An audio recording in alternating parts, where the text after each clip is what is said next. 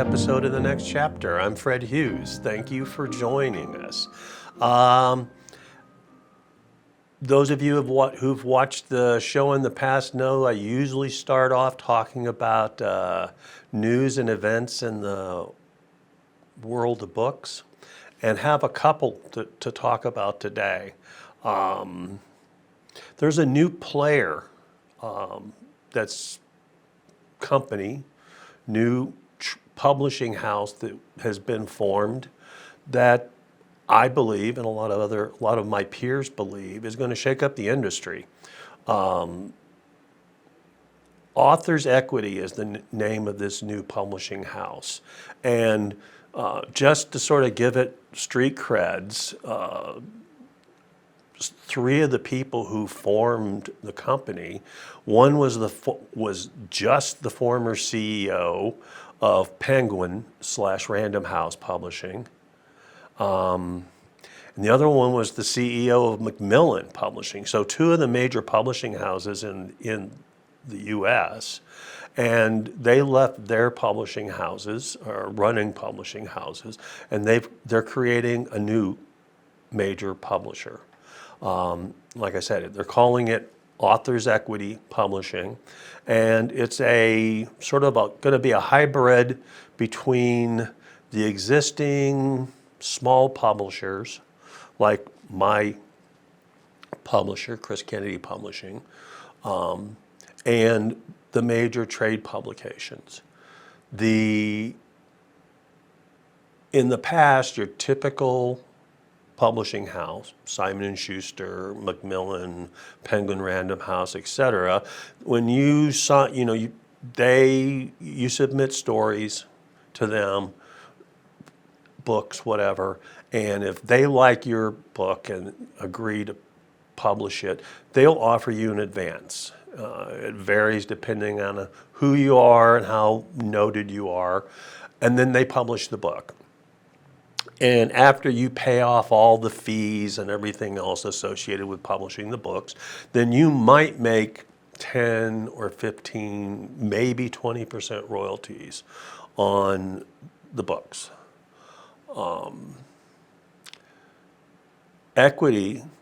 Authors Equity Publishing is basically saying they're going to go the route of what the smaller houses are doing. No upfront money, so you don't have to worry about paying advances back, and you're going to earn a 50 or 60 or even 70% return on royalties on what's published. They're primarily only going to publish digital through Amazon, which is the proven method right now. The small authors, the small publishers are making money publishing on Amazon, and it sounds like they're going to take advantage of that. Yes, they will offer they'll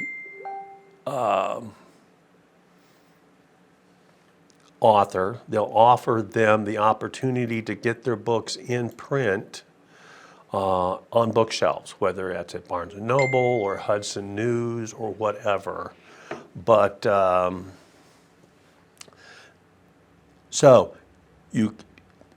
but they're also going to be very selective on who they accept as an author. So there's not going to be any trial and error. If you're not an established author, you're probably not going to get, they're probably not going to say, oh yeah, we'll publish your stuff. You have to have a track record if you're going to publish with these people. But I also foresee major authors writing for the other publishing houses turning around and saying, if I can make more money with them, then I'm stupid for not doing that. So I foresee a lot of authors all of a sudden, it's almost like free agency, if the New York Yankees are offering major money to free agents that are in the small markets, and they are going to jump on it. So new publishing house out there, and that's this week's news. And now I'm happy to introduce Benjamin Wallace. somebody that I've only recently become acquainted with, and I'm now happy to call a friend. He lives right here where I'm at in the Dallas-Fort Worth area. Ben's been doing this a little longer than I have, and I'll let him talk about that. But he's a best-selling author of the Duck and Cover series and the Dad versus a variety of things, and Junker series and several other books. So I'm happy to welcome Ben Wallace. Thanks for being on the show. Well, thank you very much, Fred. It's good to be here. Well, why don't you tell us, let's start in this first segment. How did you get started in writing? I mean, you've been doing it for a while, so why don't you lead the audience through the evolution of Ben Wallace, author? Sure. I think like a lot of authors, it's just what I always wanted to do. I always wanted to write books. I always wanted to tell stories. And of course, the landscape really changed about what 2010, 2011. I'd been working on a book, in the evenings. I was going to send it off to agents and publishers and all that. Right about I guess about 2008, and I was following a bunch of agents on blogs and just trying to get a lay of the land and understand the whole business and all that. And just as I was finishing up the book, a lot of the blogs I was following, the agents were saying, "Hold, don't send anything now." Of course, the economy was rough in 2008, and publishers aren't looking for anything new. Sit on it. So I kind of put it away, and it gathered dust, like I'm sure so many manuscripts do. A few years later, 2011, Kindle came along, and I thought that would be an interesting way to try and kind of get some work out there. So I actually put together a different book, which was the first book in the Duck and Cover Adventures, and just kind of sent it out there to see what would happen. And I got really fortunate. It found a bit of an audience on Amazon, and I had this other book sitting in the desk collecting dust, so I was able to put that out there a couple months later, and that was 2011, and it's just been going ever since. It's what 13 years. I think I have 21 books out there now, and I've just loved every minute of it, even the ups and downs. Well, so you came out with Duck and Cover, and just I want to point out that Ben's first book, Duck and Cover, printed as an indie, and you've essentially been an indie your entire career, correct? Yeah, I'm kind of hybrid now. I do have some audiobook publishing and other things going on, but mostly, yeah, did it all myself from the get-go. So, just to point out, Ben's first book has over 1,600 reviews, and I think even to a casual observer, that's a lot of reviews. But then when you go and you start looking at the statistics, there's only a handful of authors that ever get more than 100 reviews. I mean, there's thousands, millions of books on Amazon, and less than 10% ever get more than 100 reviews. And Ben's first book, yeah, it's been out a while, but it's still selling, and it's got 1,600 reviews, so that's a major accomplishment. And the rest of your books in the Duck and Cover series have done equally as well. So let's talk about Duck and Cover. You started basically, it's post-apocalyptic, and it seems like a lot of Yeah. your stuff falls into that category. It does, and I don't even think that was by design. The first one was called Post-Apocalyptic Nomadic Warriors, which was fun. I think my daughter was about 5 when we were putting it out there, and trying to listen to her say Post-Apocalyptic Nomadic Warriors was quite a treat. But the idea, one reviewer called it Mad Max meets Monty Python, and that was really it. I was trying to give the post-apocalyptic genre a comedic twist, like Airplane or Police Squad, something like that.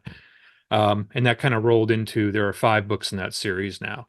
The A couple of the other series I write are not so stereotypical post-apocalyptic in nature. One is kind of a Rise of the Machine story, and one is zombies, which is post-apocalyptic. But that one's called Dads versus Zombies, and it's as much about the dads and living in suburbia with neighbors as much as it is the zombies themselves. Okay then.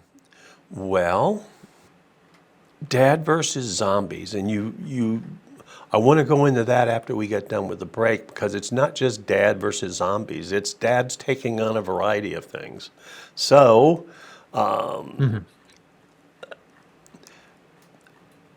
we're chatting with Ben Wallace, and an independent author who writes a variety of books, most of them with a humorous twist. So stay tuned. We'll be right back after this break. Thank you for, this is Fred Hughes with the next chapter.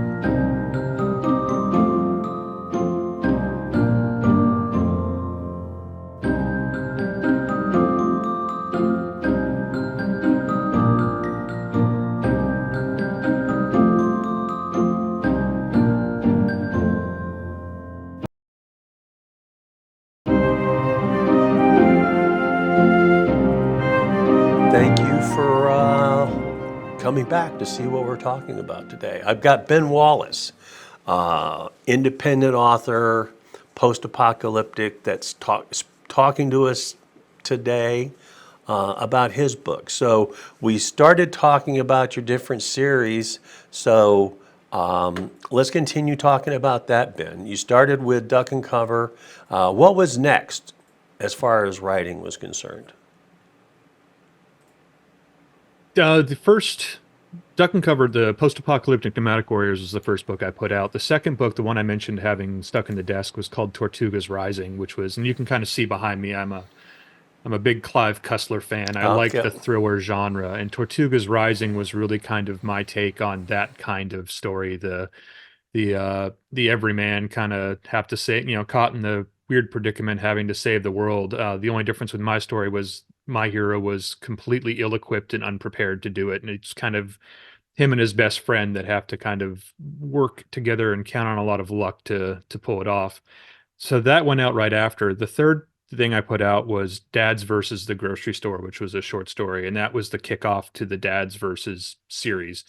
And the idea behind that was really just your typical dad. Maybe it was even your sitcom dad doing mundane everyday things, but we get to see it from his point of view. So the first one was the grocery store, and throughout the course of the next year or so, we had Dads versus the Tooth Fairy, Dads versus Halloween, where two of the dads in the neighborhood are competing for the best yard during Halloween, and that led into it was Dads versus the HOA, Dads versus Santa, which was all just being Santa Claus, being the Tooth Fairy, all that kind of thing.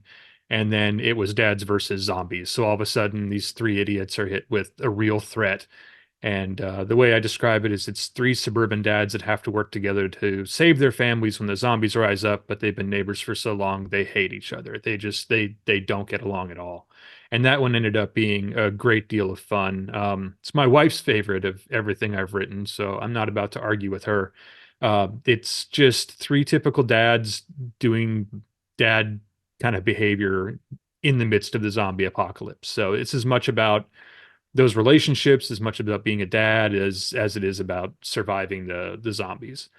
After that, I have another series called The Bulletproof Adventures of Damien Stockwell. That is really like an homage to the old pulps. Like it's really like Doc Savage. If Doc Savage was the smartest, strongest, richest, bravest man in the world, Damien Stockwell was the second richest, second strongest, second bravest, second most courageous guy in the world. He was really living in that kind of shadow of those kind of heroes, but it's a 1930s 40s kind of pulp adventure. I grew up listening to old radio shows. My dad collected them, and I listened to them all the time, and that's really my love of those adventures coming out in that series.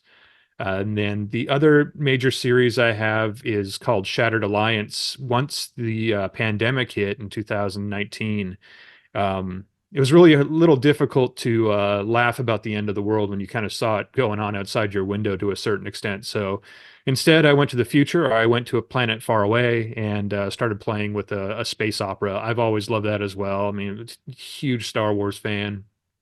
All those shows, Buck Rogers, Battlestar Galactica, all that kind of stuff. So, and I loved even the old Doc Smith books. So everything space opera is coming to life in this series, and I'm really excited about this one. There's three books so far, but the ideas or the possibilities are just endless because it's just this this intergalactic war between an Earth-based Federation and a new alien threat, and anything can happen. There's 1,000 worlds; they're all unique, and anytime I want to jump to somewhere else and do something a little fresher, a little different, it's kind of fun. I have a cast of a bunch of different characters I can just pick and choose from to follow one for each book, and I've had a blast writing that one too. So those are the primary series. I think that's everything.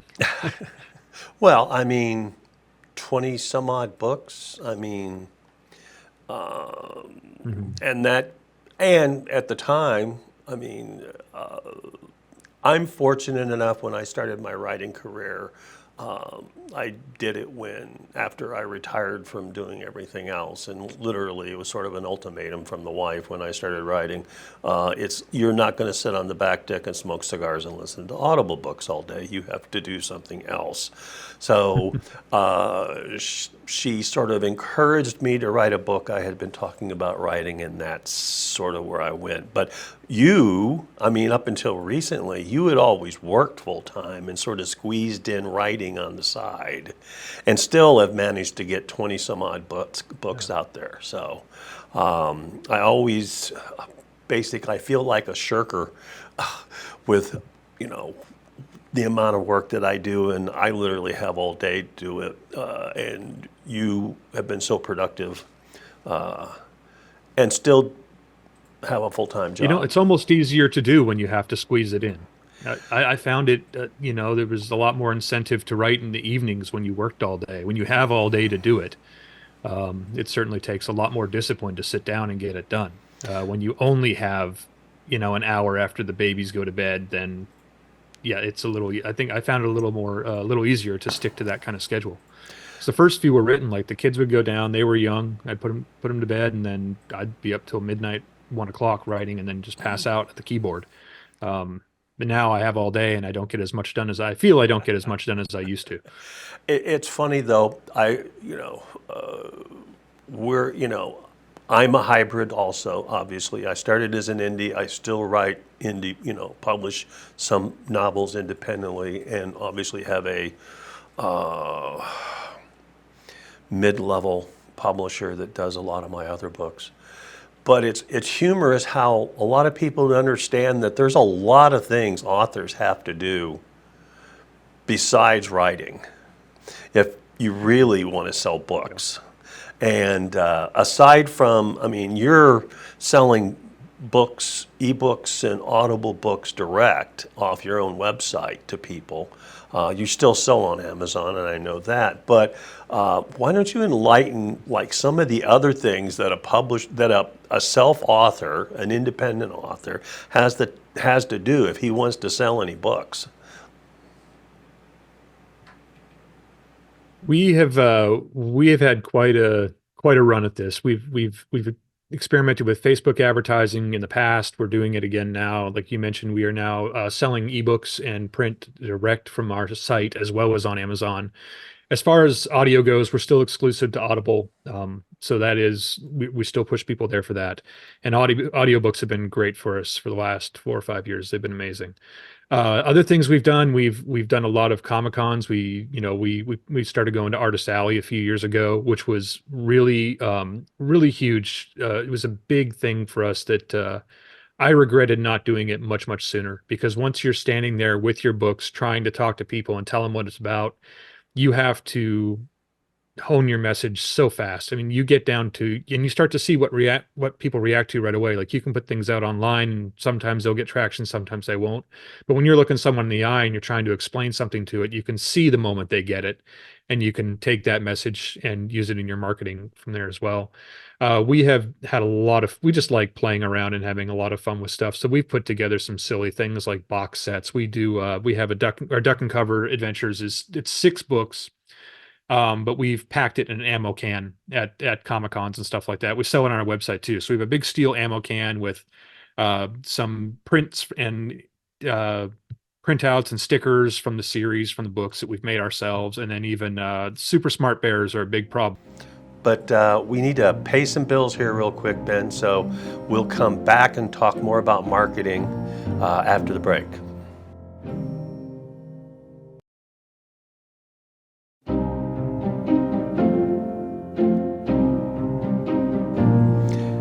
And we're back. This is the next chapter with Fred Hughes. And we're talking with independent author, or I guess using his own word, hybrid author Benjamin Wallace. And he was telling us about marketing and how he's taken some novel approaches to marketing. And he was just telling us about his ammo can marketing strategy before we went into the break. And I'd like you to continue telling the listeners about that, Ben. Sure. Yeah, my wife and I, our background is in advertising, and specifically, a lot of my time was spent in promotions. So it was putting together prizes and sweepstakes and value add kits and stuff like that. So we've kind of taken that and applied that to. At first, it was what we were doing at the Comic Cons, but now we're doing it online as well. So we had built a box set for our post-apocalyptic series that is, it's a big set. It's a ammo can. It brings people over to the table to kind of engage with us and explain. It really, when people look at it, they kind of get a sense of what the series is about.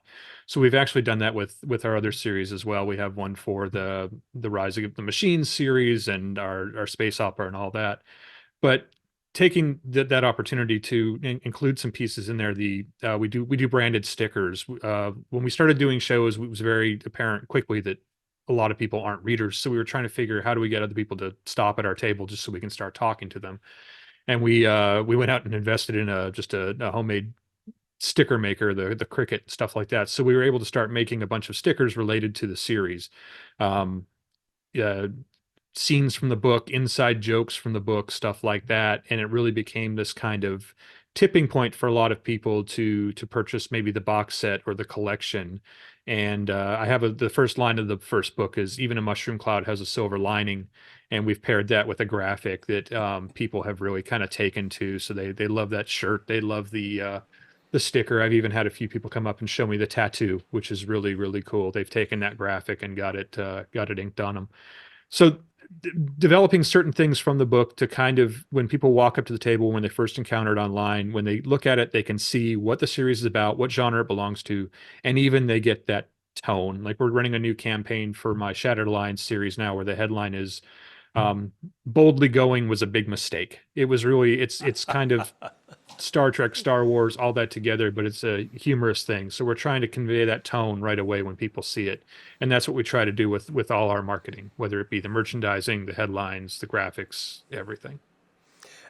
And it's for an indie writer, it's good that you're both good at it, but that you're comfortable with it too. Because I know some big name, and I won't put their names out there, but I know some major authors that write, for the major trade houses, publishing houses, that they are scared to death of it. And it's one of the reasons why they'll never write independent, because they don't know how to do any of the other things that you and I and other independent authors do all the time. To market yourself, they rely on other people to market for them. So I've got some questions to ask you. Well, it really does become the other half of your day. I Oh mean, yeah, it it is. does take up a good part of your day when you're doing that I part. mean, So, yeah. and not just marketing. It's going in and answering people who've responded to some of your marketing things. They'll make a comment on an ad or your book site or whatever, and at least I, feel like, oh, I really need to go and make sure this person understands that. I saw his comment and I appreciated it. And so at the very least, I give his comment a like, and usually I'll, send him a quick note back saying, hey, thanks for being a fan and leaving the comment. And hey, scrolling through all your media and stuff like that takes time, and also sort of looking and see what other people are doing. I mean, because, we all Mhm. Yeah. get ideas from seeing stuff. So let me ask you, because we talked about conventions and how you made a comment about one of the cons that you wished you'd started going to much earlier than you did. What's the best Mhm. convention you've ever been to or been a part of? It's hard to say because they're they all have their benefits depending on, excuse me. um, Pardon me one second. Okay. The big ones are fantastic, just as a matter of getting sales, meeting people, talking to readers. But some of the smaller ones have led to much better connections. We met at a small con, a really small con here. That I don't know if there were 200 people at the show all weekend, but I made a lot of great. I'm sorry, Yeah, you're right. made a made a lot of great connections at shows. I've been a lot of fantastic authors that I've become friends with. So there's so many that have had benefits outside of sales, but I think the biggest thing that makes me regret not doing it 10 years ago is being thrown into the fire. I'm a tremendous introvert. I think most authors are. I don't think we generally like people much at all. So if I can avoid them, I do. But being forced to stand there and talk to people, I mean, it is great. It's just exhausting for me. I do like talking to people and interacting with them. But being forced there to stand there and sell your work and defend your work is just a tremendous learning experience for taking it forward and marketing it. We had been using lines for years that we thought resonated with people, and we found right away that it didn't mean a thing. And then we found some of the other kind of messaging and other language we were using was just an instant connection, and they would reach into their wallet, before you could even finish saying the line. So just that to me is the best benefit, is to stand there and defend your work. There's also, of course, the networking you get to do with other authors and other writers, and you get to talk to other people that understand the weird kind of world we've put ourselves in. Um, there's a little bit of validation with that, and I think the first real con I went to was Dragon Con, which is a big one, but it was instantly like, oh man, these are my people. Like, you sit in a room in a writer's panel and people are asking questions that you've been asking yourself for years, and it's good to know that you're not alone. So there are a ton of benefits to doing them, really. So you you've written in a variety of genres so far, and I'm sure you're like myself and like a lot of other authors, you've got stories that are just rolling around in your head. But what's a Mhm. genre you could never see yourself writing in?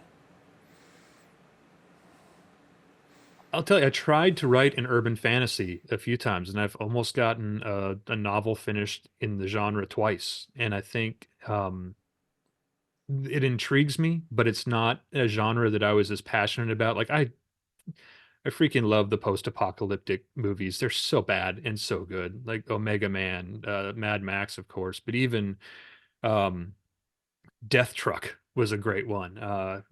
Warriors of the Wasteland, just terrible campy movies. Like, I love the genre for all its problems.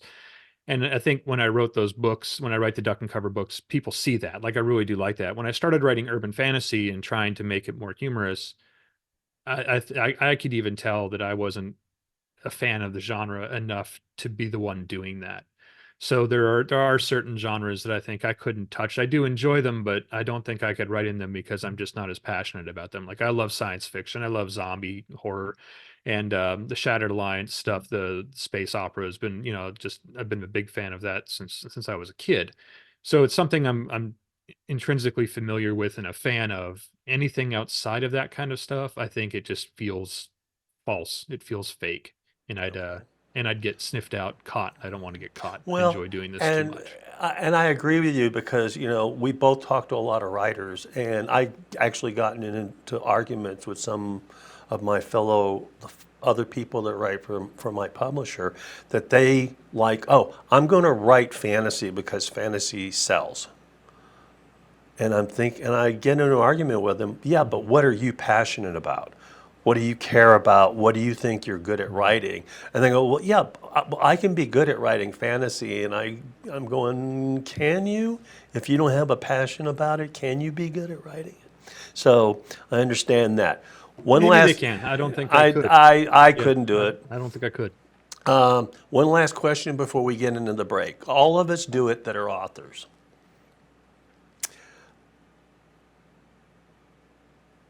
What family or friend do you have in one of your in your books? And you don't have to not like if Patty's in your book and it's she's okay with it, that's fine. But I have numerous family members that are in my books. So what about you? Do you write family or friends into your books as characters? I think, yeah, I think specifically family, parts of, not in total, but bits like my dad would do have definitely ended up in some of the books. I know I'm in there sometimes with. And we need to pay some bills. So we'll talk about that again in a minute, Ben. This is Fred Hughes in the next chapter.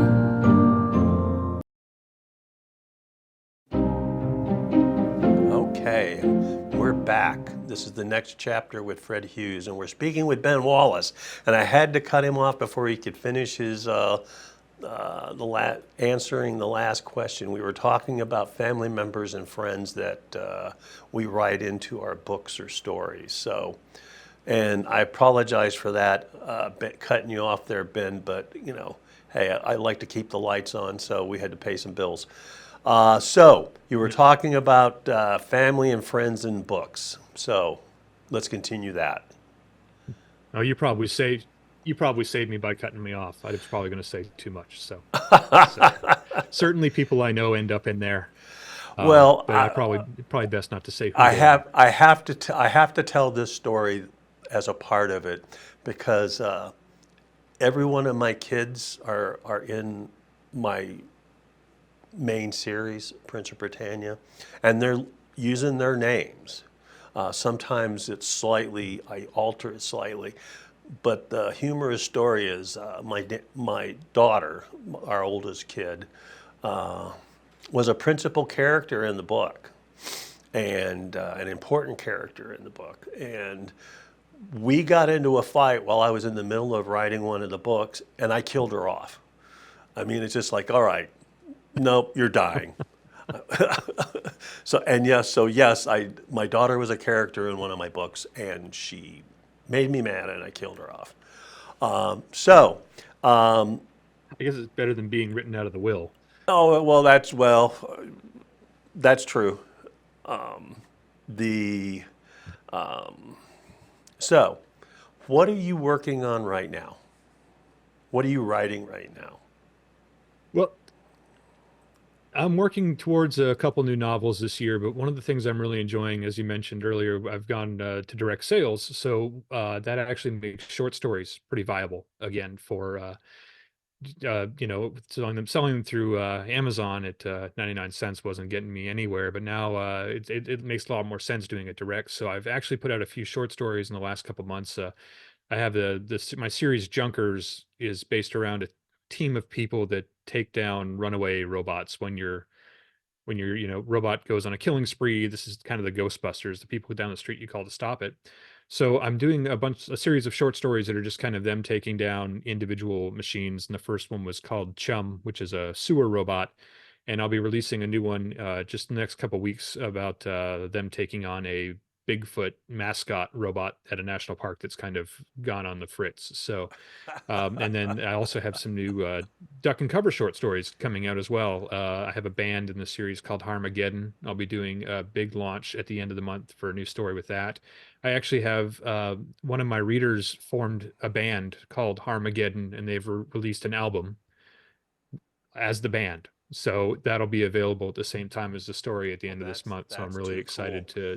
to launch that and get that out there because they sound amazing, and it's extremely flattering that they've gone and done that. So I'm really excited to see that come to fruition finally. So you're selling those, what are those, like 10, 12,000 word stories?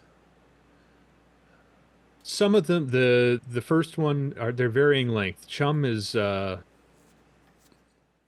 50, no, it's 40,000. It's a long short story. So it's a novelette And then almost. the next one is novelette or something. Yeah. But the one I'm just finishing up yesterday is only 5,000 words. So they vary in length and they vary in price, but you can buy them all direct from my website from anywhere from 99 cents to a couple bucks. But as it's direct, it makes more sense now. And I've always loved writing short stories. I love it. And it's just unless you collect them all into a novel and put them out as an audiobook these days, it doesn't really make a lot of sense to do them yourself. But now it kind of does. So I'll be Well, having a lot of fun with those this year. especially since you're going wide and you're not taking advantage of KU, it would make, short stories do make a lot of sense if you don't have to share 30% with Yeah. Amazon. Exactly. But it's a nice way to keep the series alive while people are waiting for the next novel as well. So, So they get to drop in on their favorite characters. so here's your spot for making your pitch on, where can people go and get your books. As we've been talking, we've been highlighting your web page. But where can people go to find your stuff? And where are you going to be? So if people want to come and visit with you, that they can come and find Ben Wallace and buy a signed book directly from you. You can find me in all my work at benjaminwallacebooks.com, and even we do sell signed books through the website there. So we will personalize them and sign them. Everything's available there. Most everything's available on Audible as well if you prefer Audible books. Audiobooks, my narrators are amazing. They're really great. As far as appearances, we'll be at Fan Expo in Dallas in early June. I think we're still planning on being at Bell County Comic Con in August, which is just outside of Austin and Waco. And then we will be at LibertyCon later in the year, and also at DragonCon come around Labor Day. So that's what we've got on the books right now, and I'd love to see people. Fan Expo in Bell County will have a table in Artist Alley, and then the other places we'll be doing panels and mostly hanging at the bar. You always find us at the bar. So That's where we'll be when we're together at LibertyCon, and likely because I'm going to do Absolutely. Bell County also, so likely be there. So you'll be able to tag team both of us. You won't, obviously Ben's much more famous than I am, but you'll be able to tag team both of us if you figure out what hotel we're staying in, and find us at the bar, either LibertyCon or Bell County. So, short stories, LibertyCon, DragonCon, Bell County, FanCon here in Dallas. That's where you can find Ben Wallace and either listen to his pitch or buy his books, or go to his website and buy his books. Ben, I really appreciate you being on. Thank you so much. Thank you, Fred. I appreciate it. Now, so just about does it for today's show. Normally at the end of a show in the past, I've make a veterans comment. Today have to do something a little different. Hopefully I can keep myself together. Person who was very important to me, my aunt, Grace Dixon, died this past weekend. And I just wanted to say, Grace, I love you. And thank you for everything you did for me. Well, that's it this week. This is Fred Hughes with the next chapter. Come back and see us next week.